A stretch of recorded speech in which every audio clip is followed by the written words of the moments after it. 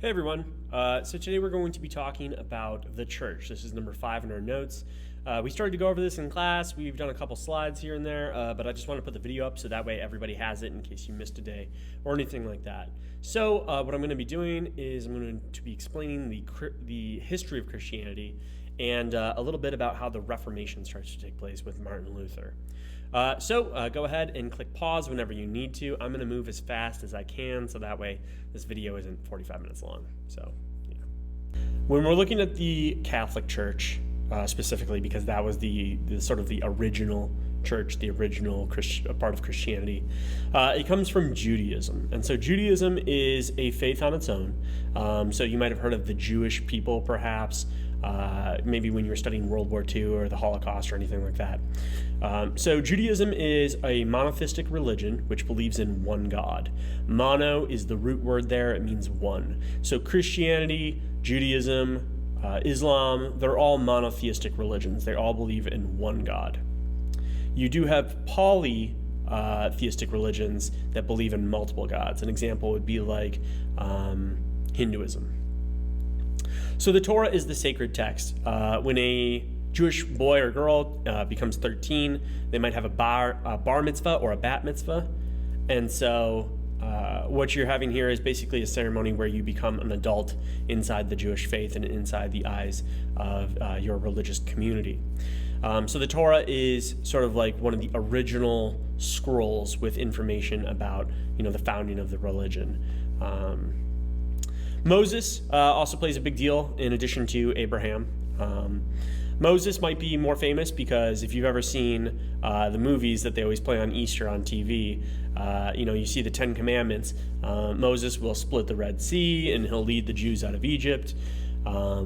And all these sort of miracles happen. Eventually, he's given the 10 Commandments by God. These are some really simple rules on how to live your life. Thou shalt not kill, thou shalt not steal, thou shalt not covet thy neighbor's wife, things like that, important stuff. So the Jewish people wander around, and for a while, they eventually end up settling in the Middle East in an area which is modern-day Israel, Palestine-ish areas. So it's heavily disputed. Part of the reason why is because this is where the Jewish people were for a while. They were forced to leave due to the Roman Empire around the year 135. So there was a lot of anti-Semitic beliefs. People blame the Jews for a lot of things. When the plague eventually rolls around in the 1400s and 1500s, Jews were seen as maybe one of the reasons why the plague was spreading. There were several accounts of Jews being attacked in response to the plague. So these sort of anti-Semitic feelings and anti-Jewish feelings had existed in Europe and the Middle East for thousands of years, which is kind of frustrating that people haven't figured it out yet.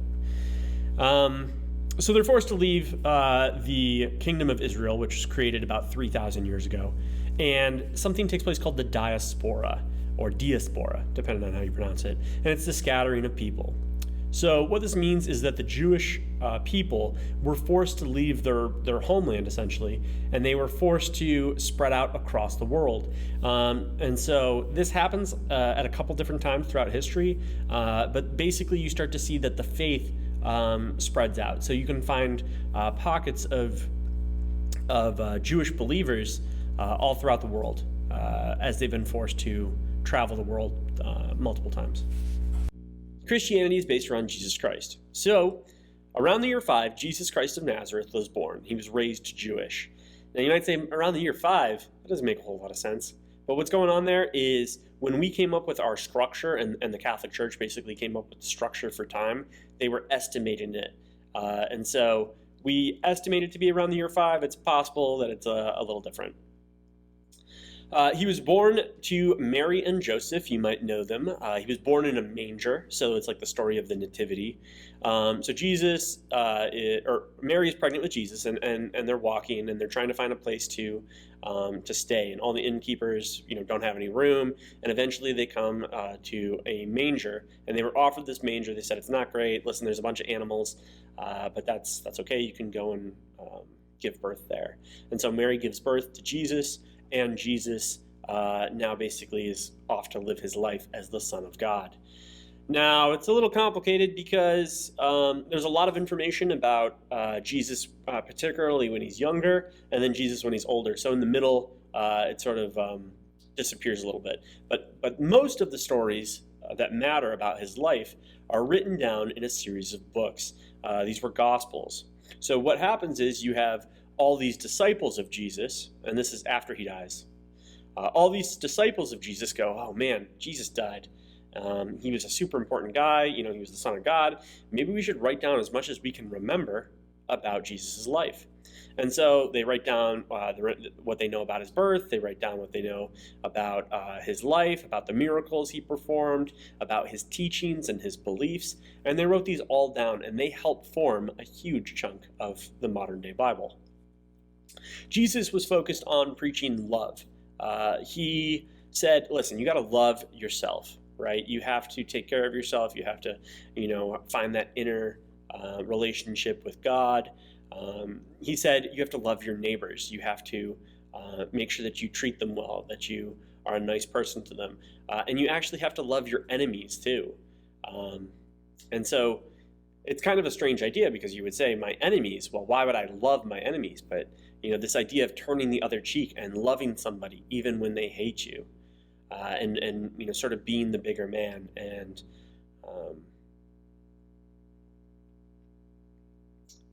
just choosing to do right, even when it's sometimes pretty hard. These are kind of like the ideas that Jesus was preaching for much of his life.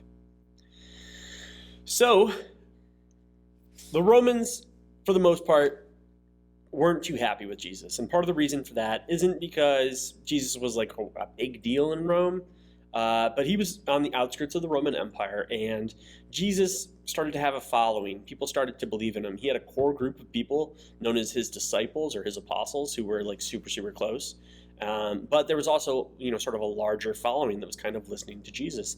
And so what happens is Jesus basically is crucified, which is an extreme punishment and an extreme form of death that the Romans would use to take people who were seen as traitors to the empire, or people who were dangerous, or people who were criminals, and have them killed that way. And it took Jesus several days to die on the cross, but eventually he did die. He was entombed, and this is like sort of the final miracle. He reappears to his followers before eventually ascending to heaven. And so when they see this, they realize that yes, he was the Son of God, and in their mind, now their faith has been confirmed. By the way, the one other thing I do want to just mention is that you might see this picture of Jesus, which is probably right above me. And this picture of Jesus, he kind of looks white. Now, what happens here is throughout history, as artists try to interpret Jesus, you start to have these different versions of Jesus show up because, the artist usually reflects who they are in their artwork. So there are sort of like Asian-looking versions of Jesus. There's whiter versions looking versions of Jesus. There's all these different versions that are painted and that have been distributed. And in reality, because he was from the Middle East, Jesus was likely of a tannish sort of skin color and a dark complexion, as most people in the Middle East tend to look that way. So Christianity. The New Testament of the Bible was written by the disciples of Jesus, who were known as his apostles. The leader of Christianity is the Pope. So the Pope basically is the guy that's in charge. He comes up with the rules for Christianity. It is a religious position, but it used to be kind of more like political. So a lot of the popes that we had in the past were not good people. They decided to become the Pope, and they decided to do it for the money or for the political power or to control a huge faith. And so that's really what they were focusing on there. Christians were persecuted by the Roman Empire for hundreds of years as Emperor Constantine eventually changed that. So the Romans decided to stop persecuting Christians around the year 313 AD. This happens for an interesting reason. So there's this battle that takes place, and the Romans have a huge victory. And right before the battle, Constantine has this dream, and he dreams that there's a Christian heaven. And so what he orders his soldiers to do is he orders his soldiers to put crosses on their shields before battle. And they have this huge victory. So now he's thinking maybe we should be Christian. Eventually, the Roman Empire will become Christian, and the persecution of Christians will stop. After the fall of Rome, Christianity spread throughout the empire. It began to spread all over the world. You had Christianity come to the Americas, Africa, Asia, Australia. Like, Christianity goes everywhere, essentially. So anywhere that the Europeans go, Christianity goes with them. As they're colonizing the world, they're bringing those religious beliefs with them. The Catholics tended to stick with Spain, as Spain stayed Catholic, as other parts of Europe turned into Protestant, and we'll talk about what that means in a second. So as you look on where these countries colonized and where they imperialized, you can see that the religion of the mother country usually matched the religion of the colony. The people who were sent specifically on missions to help spread Christianity were called missionaries. They're on a mission from God. If you're part of a youth group or if you're part of a church, you might have missions where you might get sent to remote countries that are poor or need help. Oftentimes you'll assist in building houses or setting up basic infrastructure to help those people. And it's seen as a religious mission. Sometimes kids will do that in between high school and college. Church during the Middle Ages played a huge role in people's lives. There's no way around it. It was a place to pray. It was a place to get an education and learn how to read, but it was also a place to meet with people. So church was something that everybody wanted to go to. They wanted to show up. They wanted to hang out. They wanted to, see the community. It was an excuse not to have to work that day. So a lot of people went to the church, and it really helped sort of strengthen people's ties with the church. But the church had many levels, right? And there's this whole chart here above me. And at the very top is the Pope. You also have the secular and regular clergy. And then as you go further and further down, you're probably more familiar with the monks, the friars, and the nuns. So you have this whole system. It's this whole hierarchy. And so what's going on is, as you look at this system, the Pope is at the top, and he has this huge network of people who he is basically in charge of. It's kind of like being a president. And so the Pope has so much power that he can order people around the world to do things. And so the Pope is really seen as one of the most important people in the world. I've said this a million times, so you probably don't need to write this down. You can check your notes, but most of the art, literature, and culture from Europe during the Middle Ages was controlled and paid for by the church. It wouldn't be until the late Renaissance that others could afford to pay for media. So like the Medici family, until the Medici family and other families like them showed up, the church was the only one who could pay artists. The church was the only one who were paying sculptors, that kind of thing. So that's why so much of the artwork from the early Renaissance is religious in nature. The Crusades were a series of wars. So what happens is, when the Christians are all over Europe and the Jews have been forced out of Israel, there's kind of this vacuum here. And in the Middle East, a faith is born around the year 600. That faith is called Islam. So Muslims, who are the followers of Islam, controlled most of the Middle East. So what happens is they have this territory from around the year 600-ish all the way up until 1100, and they're controlling it and everything's fine, nobody cares. But the Christians want to go reclaim and regain control of the Holy Land, which is basically modern-day Israel, and Jerusalem from the Muslims. So they said, wait, Jerusalem is really important to us. Jesus lived there. This whole area is important to our faith. Let's go recapture this. Well, it's important to the Muslims too, because the Muslims believe that Muhammad ascended into heaven from a site in Jerusalem. It's important to the Jews as well. There's like the Wailing Wall and other historical and religious sites for the Jews. So all three of those major religions want control of it. The Crusades are when the Catholic armies that are controlled by the Pope are sent across the continent, all the way across Europe into the Middle East, to essentially fight to reclaim it. Now, it's not an easy process because you're sending soldiers from like England and France and Spain to go try to free a city which is controlled by the people who live there. So it takes 200 years for these series of wars to end. And they're just absolutely brutal, just vicious in nature.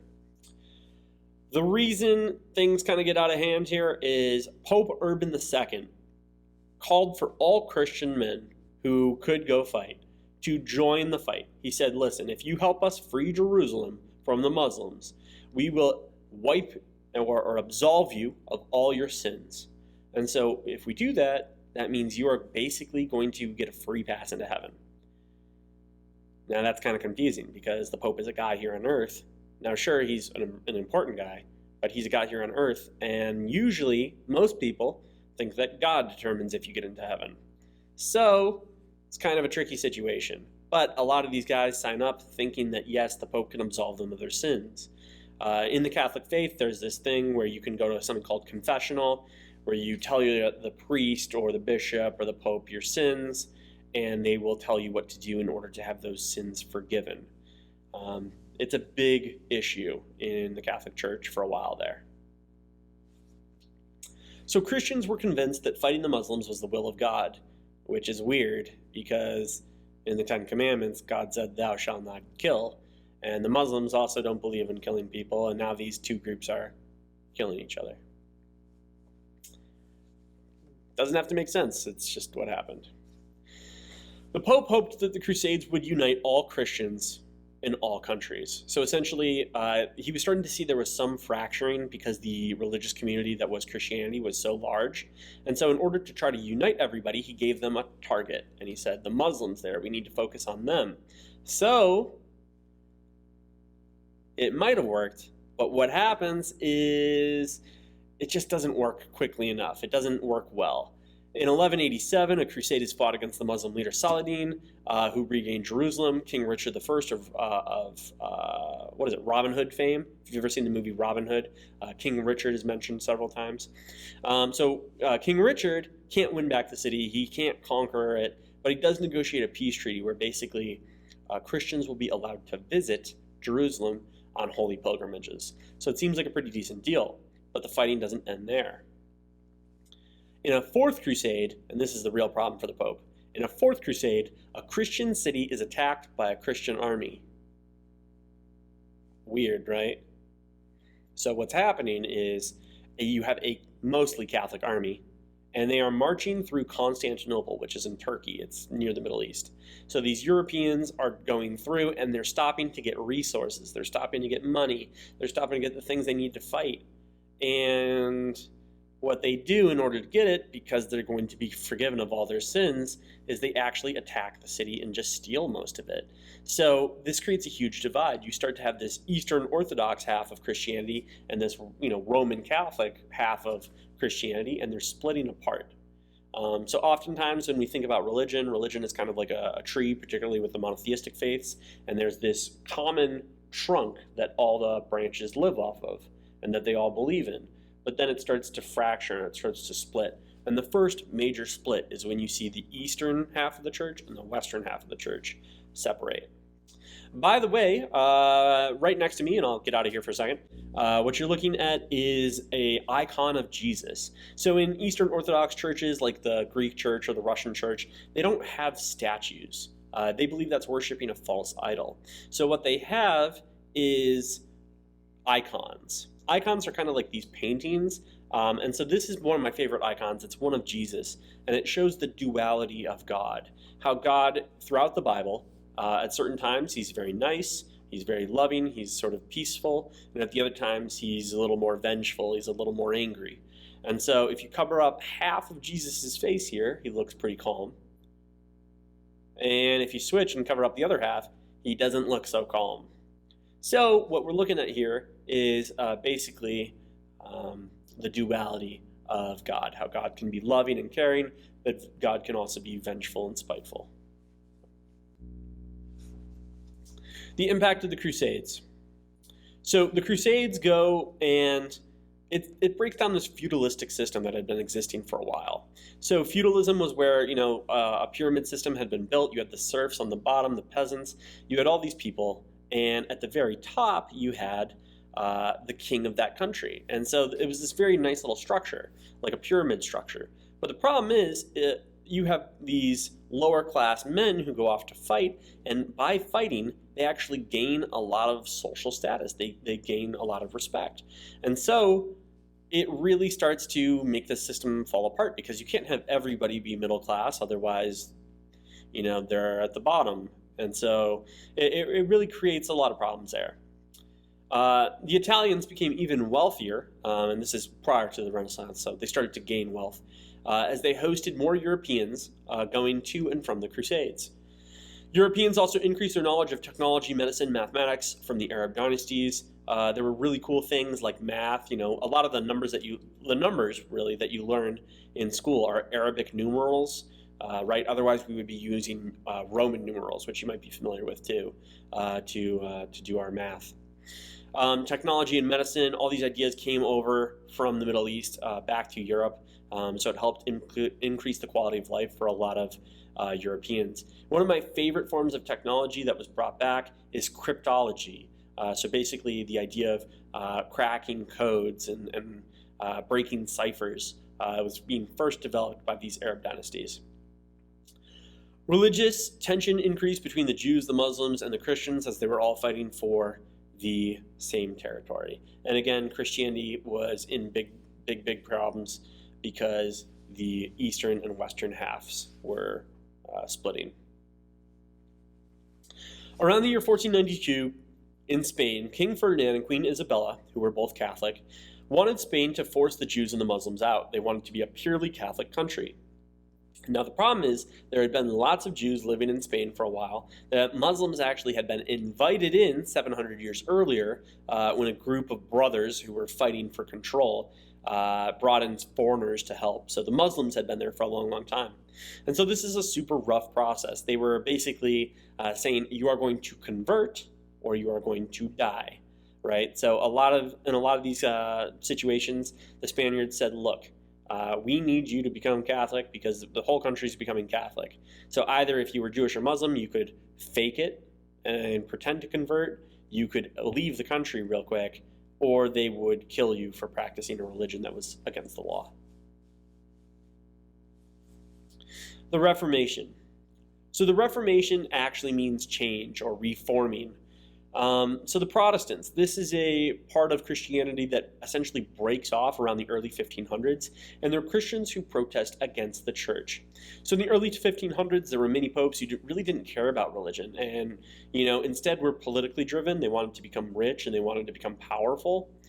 So people were like, why are we listening to this guy? It doesn't make a whole lot of sense. Some priests were even illiterate and could not read the Bibles that they were supposed to be preaching about, which is kind of crazy. The church also began selling indulgences, which was a way for people to basically pay to get out of sins. So normally in the Catholic Church, you go and you have confessional. You say, forgive me, Father, for I have sinned, and you tell the priest all your sins. Now the problem here is that instead of saying 200 Hail Marys or whatever the priest tells you to do, indulgences basically means you can sin as much as you want as long as you can make a donation to the church. Your sins will be forgiven. Now that favors the rich. So the rich will therefore get an automatic pass into heaven, whereas the poor are going to have to do it the hard way by behaving and doing what's right. And so it creates this real divide between the rich and the poor, and it starts to cause problems in the church because people don't feel comfortable paying indulgences. It doesn't make sense that a religion would be advantageous to the wealthy. In 1517, a monk named Martin Luther wrote down criticisms of the church. Indulgences were just one of them. He nailed his 95 Theses, or list of problems, to a door of a Catholic church in Wittenberg, Germany, making his views public. Now, when he did it, it wasn't something super abnormal. Like you would see this from time to time. People would nail flyers to the door of the church because it was such a community center. But this list was revolutionary. There were 95 complaints about the church, and he had tried to talk to the church, and the church really didn't want to listen. So he said, in summary, the Pope is too powerful. We need to do something about that. He said, God sees us all as equal, we're all God's children. And so if we're all God's children, why aren't we treated equally inside of that church? He also said, you need only faith to go to heaven. So, like, you don't have to go to church. You don't have to read the Bible all the time. All you have to do to get into heaven is to be a believer. And finally, you don't need to pay money to go to heaven. It doesn't make sense. Money was something that was created by people, right? So why should you have to pay money to a church to go to heaven? And they can't guarantee it anyways, because God eventually at the end is the one who decides whether or not you go to heaven. In 1521, the Catholic Church tries to silence Luther by excommunicating him. The Holy Roman Emperor Charles V ordered the arrest of Luther in a document called the Edict of Worms. And it's probably pronounced Worms because it's in Germany. It's a place in Germany. So basically, excommunication is when the Catholic community would refuse to communicate with anyone who was kicked out by the Pope. And so the church tried to do this to Luther. They tried to knock him out, but he didn't really care too much because he was like, okay, listen, I want to fix the Catholic Church, and if you're refusing to listen to me, maybe I'm going to go start my own church.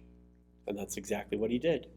He gained the support of German rulers who helped him turn some Catholic churches into Protestant churches, which followed his beliefs. The new version of Christianity was called Lutheranism. Go figure.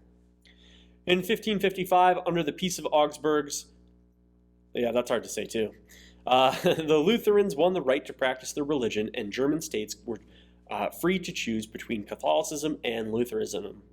So what happens now is because there's an alternative that's also still Christianity, a lot of people who were in the Catholic Church were like, huh, that looks kind of nice. Maybe I want to go over there. That's going to do it for our history of the church today. It does cover a little bit of the Reformation here. We're going to be doing more on it. But hopefully that helped you. If you have any questions, feel free to email me or to tell me in class. Yeah, thanks for watching. As always, I appreciate it if you like it, and I'd really love it if you subscribe. Thanks. Bye.